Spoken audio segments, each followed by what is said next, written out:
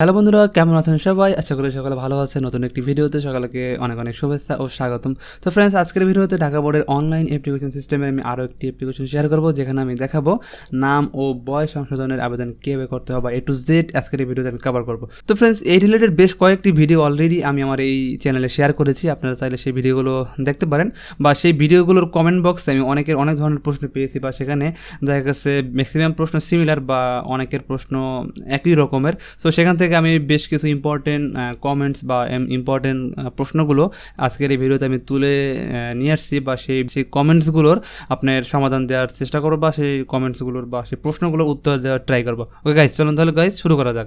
তো আমি যেই আপনার কমেন্টটি সবচেয়ে বেশি পেয়েছি সেটি হচ্ছে আবেদন কীভাবে করবো। সো গাইজ, চলুন তাহলে একটি আবেদন আপনাদের সাথে শেয়ার করবো, বা এর কোঅর্ডিনেটটি সকল বিষয় আজকের এই ভিডিওতে আমি আপনাদের দেখিয়ে দেবো। তো গাইজ, আপনাকে একটি আবেদন করার জন্য প্রথমত আপনাকে যেতে হবে আপনি যে প্রতিষ্ঠান থেকে পড়াশোনা করেছেন, সাপোজ জেএসসি, এসএসসি অথবা এইচএসসি, আপনি যেখান থেকে পড়াশোনা করেছেন আপনাকে সেই প্রতিষ্ঠানে যেতে হবে, বা তাদের মাধ্যমে আপনাকে আবেদনটা করতে হবে। আর তার জন্য আপনি সেই প্রতিষ্ঠানের কম্পিউটারে যে কোনো একটি ব্রাউজার লিখে যদি সার্চ করে ঢাকা এডুকেশন বোর্ড, তাহলে তারা এমন একটি ইন্টারফেস দেখতে পারবে, অ্যান্ড দেন এখান থেকে অনলাইন অ্যাপ্লিকেশন সিস্টেম এটা ওপেন করতে হবে। তো গাইস, এই বিষয়টি প্রতিটা প্রতিষ্ঠানই জানে, বা কারো ক্ষেত্রে দেখা যায় সে প্রতিষ্ঠান কর্তৃপক্ষ বলে যে কম্পিউটারের দোকান থেকে আবেদন করে আসতে। তো সেই ক্ষেত্রে আপনি তখন বলবেন যে এটি ওয়েবসাইট আপডেট করা হয়েছে, এখন এটি আর বাইরে থেকে করা যাবে না, এটি প্রতিষ্ঠান থেকেই করতে হবে। তার জন্য এই ঢাকা এডুকেশন বোর্ড gov.bd এটি লিখে সার্চ করার পর আপনি এমন একটি যথারীতি ইন্টারফেস দেখতে পারবেন। দেন এখান থেকে আপনাকে যে কাজটি করতে হবে, অনলাইন অ্যাপ্লিকেশন, এখানে একটি ক্লিক করতে হবে। ঠিক আছে, এখানে এটি ক্লিক করার পর আমরা পরবর্তীতে আরেকটি ল্যান্ডিং পেজ দেখতে পারবো, যেখান থেকে আমরা আবেদনের কাজটি কমপ্লিট করবো। জাস্ট এ মিনিট ওয়েট করবো আমরা। তো গাইস, এখানে আসার পর আমরা এখন এমন একটি ইন্টারফেস এখানে দেখতে পারবো। সো এখান থেকে আমরা এখন নাম ও বয়স সংশোধনের আবেদন, আমরা এই ক্যাটাগরিটি সিলেক্ট করব। সিলেক্ট করার পর এখানে আমরা আরও একটি লেখা দেখতে পারবো, যেমন নাম ও বয়স সংশোধনের আবেদন শিক্ষা প্রতিষ্ঠানের মাধ্যমে করতে হবে। যেটা আমি অলরেডি আপনাদের বলে দিয়েছি, সেটা হচ্ছে এই আবেদনটি করতে হলে অবশ্যই আপনাকে আপনার নিজ প্রতিষ্ঠানে চলে যেতে হবে। তারপর আপনি এখান থেকে আবেদন ফর্ম এখানে একটি ক্লিক করবেন। ক্লিক করার পর স্কুলের যে ইআইএন নাম্বার এবং পাসওয়ার্ড এটি আপনাকে দিতে হবে। তো এটা আমরা কীভাবে সংগ্রহ করবো সেটা ভিডিওর লাস্টে আমি আপনাদের সাথে শেয়ার করব। সো আমরা এখান থেকে জাস্ট সাইন ইন করলাম। সাইন ইন করার পরে আমরা এমন একটি ইন্টারফেস এখানে দেখতে পারবো। ওকে, সো আমি এখন দেখবো আমার দ্বিতীয় প্রশ্নটি ছিল কি। তো গাইস, আমাদের দ্বিতীয় প্রশ্ন ছিল ভিন্ন ভিন্ন প্রতিষ্ঠান হলে কি করণীয়। ওকে, সো চলুন তাহলে আমরা সেই বিষয়টিও আপনাদের সাথে শেয়ার করি। যেমন গাইস, আপনার জেএসসি একই স্কুল, আপনার এসএসসি অন্য একটি স্কুল, আবার ইন্টার হচ্ছে অন্য একটি স্কুল। সো আপনি এখানে একটি লক্ষ্য রাখবেন, আপনার জেএসসি, এসএসসি অথবা এইচএসসি তিনটি পরীক্ষাই যদি একটি বোর্ডের আন্ডারে হয়, সাপোজ আপনি ঢাকা বোর্ডের শিক্ষার্থী হন, জেএসসি, এসএসসি অথবা এইচএসসি, আমি আপনাদেরকে আবারও বলতেছি, আপনার যদি এমন হয় আপনি জেএসসি, এসএসসি, এইচএসসি এই তিনটি পরীক্ষাই ঢাকা বোর্ডের আওতাধীন শিক্ষা প্রতিষ্ঠান থেকে দিচ্ছেন বা দিয়েছেন, তাহলে আপনি কিন্তু এই তিনটি আবেদন একটি প্রতিষ্ঠানের অ্যাডমিন প্যানেল দেখেই করতে পারবেন। যেমনটা আমি আপনাদের দেখাবো, যেমন আমি জাস্ট এ মিনিট, আমি যে অ্যাপ্লিকেশনটি করবো, তো শিক্ষার্থীর জেএসসি 2011 ছিল, জাস্ট এটা আমি এখান থেকে সিলেক্ট করে নিচ্ছি। তার রোল নাম্বারটি আমি এখানে দিয়ে দিব।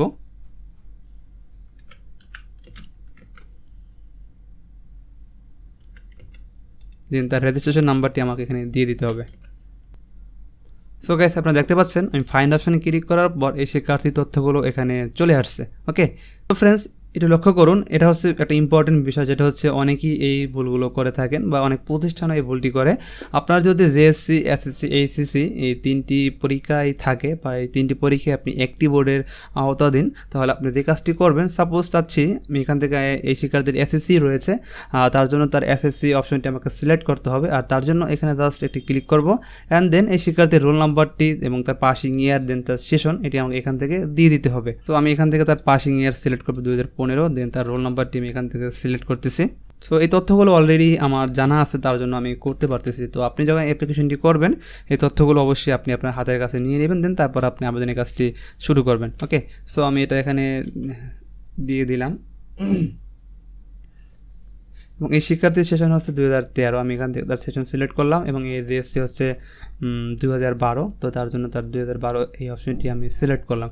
সো ফ্রেন্ডস, এই শিক্ষার্থীর যেহেতু এইচএসসি নেই তার জন্য আমি আর এইচএসসি সিলেক্ট করলাম না। যদি আপনার এইচএসসি থেকে থাকে তাহলে অবশ্যই আপনি এখানে এটি ক্লিক করবেন।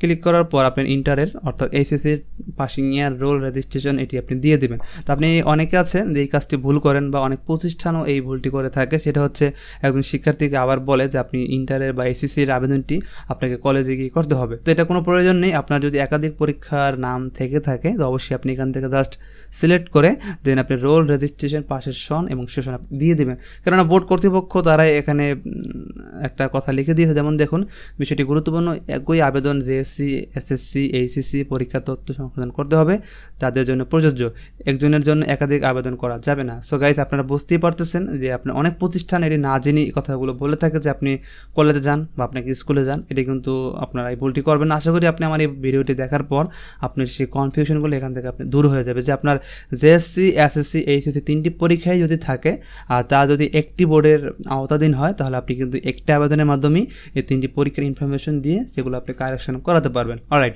চলুন তাহলে আমরা নেক্সট প্রশ্নে যাই। সেটি হচ্ছে, দেখুন নেক্সট প্রশ্ন হচ্ছে জেএসসি, এইচএসসি ও এইচএসসি থাকলে কি করবো বা একটি আবেদনে সব করা যাবে কিনা। সেটি অলরেডি আমি আপনাদের কিন্তু দেখিয়ে দিয়েছি যে হ্যাঁ, একটি অ্যাপ্লিকেশনের ভিতরে আমরা এই 3টি পরীক্ষার ইনফরমেশন দিয়ে তা সংশোধন করাতে পারবো। ওকে, তো আশা করি আমার 3 নম্বর প্রশ্নটির উত্তর আপনারা পেয়ে গেছেন। সো এই পরের যে প্রশ্নটি আমি অনেক পেয়েছি সেটি হচ্ছে, অনেকেই আমাকে প্রশ্ন করেছেন বা অনেকে আমাকে ফোন কলও করেছেন যে ভাইয়া আগে তো আমরা কম্পিউটারের দোকান থেকেও অ্যাপ্লিকেশন করতে পেরেছি বা অ্যাপ্লিকেশন করা যেত, তো এখন কেন করা যায় না বা এখন কেন প্রতিষ্ঠানে যেতে হবে। সো গাইস, এটি হচ্ছে ঢাকা শিক্ষা বোর্ডের যে ওয়েবসাইট, সেটা 2018 সাল থেকে অনলাইন করা হয়েছিল। দেন এই সাইটটিকে আবার 2022 সালে এসে আপডেট করা হয়েছে। সেটি হচ্ছে এটা এখন প্রতিষ্ঠানের মাধ্যমে আপনাকে অ্যাপ্লাই করতে হবে, কারণ আগে আমরা যে কোনো কম্পিউটার বা যে কোনো কম্পিউটার থেকে অ্যাপ্লাই করতে পারতাম, বাট এটা এখন হয়তো বা কোনো কারণে বোর্ডের টেকনিক্যালি বা কোনো নিয়মের রুলস হয়তো আমরা ছাত্ররাকে ভঙ্গ করেছি, যার কারণে হয়তো বা এইটিকে আপডেট করে এখন আবার প্রতিষ্ঠানের মাধ্যমে করে দেওয়া হয়েছে। এটা এখন আর কিছু করার নেই, বা আমি এখন আর বাইরে থেকে করতে পারবো না। আমাদের আবেদন করতে হলে অবশ্যই স্কুলে গিয়ে করতে হবে, কারণ এটি এখন আপডেট করা হয়েছে। অলরাইট, তো আশা করি আপনার এই প্রশ্নের অ্যান্সারটিও পেয়ে গেছেন। দেন আমরা এখন দেখবো পরের প্রশ্নটি, সেটা হচ্ছে পিতা মাতা নিজের নাম পরিবর্তন করতে পারবো কি না। হ্যাঁ, অনেকেই প্রশ্ন করেছেন যে ভাই একটি আবেদনে আমরা কি এই 3টি তথ্য কারেকশন করাতে পারবো কি না। হ্যাঁ, অবশ্যই আপনি পারবেন। দেখুন এখানে আপনি নিজের নাম, ফাদার, মাদার এবং ডেট অফ বার্থ, এর জন্য আপনাকে আলাদা আবেদন করতে হবে। তবে আপনার যদি নিজের নাম, যেমন আমি এখানে যদি ক্লিক করি তাহলে আমার নিজের নাম এখানে আমি লিখতে পারবো, দেন এটা ক্লিক করি তাহলে বাবার নাম লিখতে পারবো, দেন এখানে ক্লিক করি তাহলে মায়ের নাম আমরা লিখতে পারবো। ঠিক আছে, তো একটি অ্যাপ্লিকেশনই আমরা এই 3টি ইনফরমেশন আমরা চাইলে কালেকশন করতে পারবো। অলরাইট, সো এটা আশা করি আপনারা এই উত্তরটি পেয়ে গেছেন। দেন আমরা পরের প্রশ্নটি দেখব, সেটা হচ্ছে এফিড ওফিড লাগে কি না। এই প্রশ্নটি আমি অনেক পেয়েছি, যা বলার অপেক্ষা রাখে না। অনেক পেয়েছি যে ভাইয়া এফিড ওফিড লাগবে কিনা কোনো কারেকশনের ক্ষেত্রে। সো গাইজ, ঢাকা শিক্ষা বোর্ডের এই এফিড ওফিডের বিষয়টি আরও আগের ছিল শুরুতে, সো এটাকে এখন মডিফাই করা হয়েছে বা কাস্টমাইজ করেছে বা আপডেট করেছেন, যে এখন আর এফিড ওফিডের ঢাকা বোর্ডের নাম সংশোধনের ক্ষেত্রে প্রয়োজন হয় না। ঠিক আছে, তবে আপনার যদি বড় ধরনের কোনো কারেকশন থাকে যে পুরো নিজের নামটা পুরো চেঞ্জ, সেক্ষেত্রে আপনি এটা করে রাখলে আপনার জন্য অনেকটা প্লাস পয়েন্ট বা অনেকটা কাজে দিবে। ওকে, বা এটা না হলেও চলবে, সমস্যা নেই। দেন আমরা পরবর্তী যেই প্রশ্নটি আমি পেয়েছি অ্যাভেলেবেল বা অনেক কমেন্টস পেয়েছি, সেটি হচ্ছে কী কী ডকুমেন্টস লাগে একটি আবেদনের ক্ষেত্রে। সেটা হচ্ছে যিনি ছাত্র বা যিনি আবেদন করবেন তার যদি নাম কারেকশন থাকে সেক্ষেত্রে তিনি জন্ম নিবন্ধন ব্যবহার করবেন, এবং জিএসসি থাকলে তার অবশ্যই পিএসসি লাগবে, এটা আবশ্যক লাগবেই। আর যদি পিতামাতার নাম চেঞ্জ থাকে সেক্ষেত্রে তার ভোটার আইডি কার্ড বা বাবা মার পাসপোর্ট অবশ্যই দিতে হবে। ঠিক আছে, তো এই বিষয়টি আমরা একটু পরেই দেখবো, কারণ আবেদনের কাজটি আমরা কমপ্লিট করব, তো তার জন্য আমি আপনাদের একটু পরেই দেখাচ্ছি। ওকে, দেন আমরা পরের যে প্রশ্নটি সেটি হচ্ছে ইআইএন পাসওয়ার্ড কোথায় পাবো, সেটা আমি একটু বলবো। তার আগে আমরা আবেদনের কাজটি একটু কমপ্লিট করি। ওকে, সো এখানে দেখতে পাচ্ছি আমার শিক্ষার্থীর এটি হচ্ছে ইনফরমেশন, আর তার হচ্ছে আফজাল হোসাইন। তো এখানে তার ক্লাসটির পদবি অ্যাড হবে, সো তার জন্য আমরা এখানে এটা সিলেক্ট করব। সিলেক্ট করার পর তার নামটি আমি এখান থেকে জাস্ট কপি করতে পারি, কপি করে দেন এখানে পেস্ট করব। ওকে, পেস্ট করার পর এই শিক্ষার্থীর যে জন্ম নিবন্ধনটি রয়েছে আমি সেই জন্ম নিবন্ধনটি ফলো করব, বা সেই এখানে দেখতে পাচ্ছি যে তার এখানে একটি নাম অ্যাড হবে বা কিছু ওয়ার্ড অ্যাড হবে, যেটা হচ্ছে পদবি হচ্ছে মোল্লা, সেই মোল্লাটা এখানে আমরা লিখে দিব। ওকে, এবং এখানে তার অ্যাটাচমেন্ট হিসেবে কী ব্যবহার করব, তার জন্ম সনদ আবশ্যক, এটা লাগবেই। তো এখান থেকে তার ডেট অফ বার্থ এটা আমরা সিলেক্ট করে দিব। ওকে, সো তার জিএসসি থাকার কারণে এখানে অলরেডি পিএসসি আবশ্যক লেখা চলে আসছে। যেহেতু এই শিক্ষার্থী পাস করেছে 2012 সালে, আই মিন এই টাইমে বোধহয় পিএসসি ছিল না, বা ছাত্র যেটা বললো আমাকে যে তার পিএসসি ছিল না। এখান থেকে আমাদের এখন তার পিএসসি সার্টিফিকেটটা সিলেক্ট করে দিতে হবে, সেটা আমি অলরেডি দিয়ে দিয়েছি। Okay fine.